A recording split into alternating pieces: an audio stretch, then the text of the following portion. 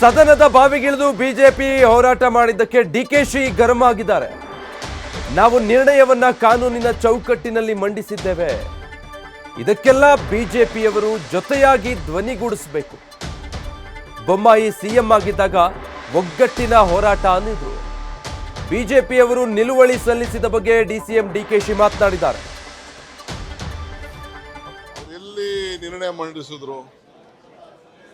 House order ಇಲ್ಲ. ನಾವು ನಿರ್ಣಯವನ್ನ ಕಾನೂನು ಚೌಕಟ್ಟಲ್ಲಿ ನಾವು ಮಂಡಿಸಿದ್ದೀವಿ. ನಮ್ಮ ನೋವನ್ನು ಹೇಳ್ಕೊಂಡಿದ್ದೀವಿ. ನಮ್ಮ ರಾಜ್ಯಕ್ಕೆ ಬಿಜೆಪಿ ಕೇಂದ್ರ ಸರ್ಕಾರದಿಂದ ಆಗ್ತಾ ಇರೋದ ಅನ್ಯಾಯದ ಬಗ್ಗೆ ನಾವು ಹೇಳಿದ್ದೀವಿ. ಅದಕ್ಕೆ ಅವರು ಧ್ವನಿ ಕೂಡಿಸ್ಬೇಕು. ಅವರು ನಮಗೆ ಎಷ್ಟು ಲಾಸ್ ಆಗಿದೆ ಅನ್ನೋದನ್ನು ಅವರು ಹೊರಟ 26 ಜನ ಎಂಪಿನೂ ಬಾಯ್ ಬಿಡಲಿಲ್ಲ.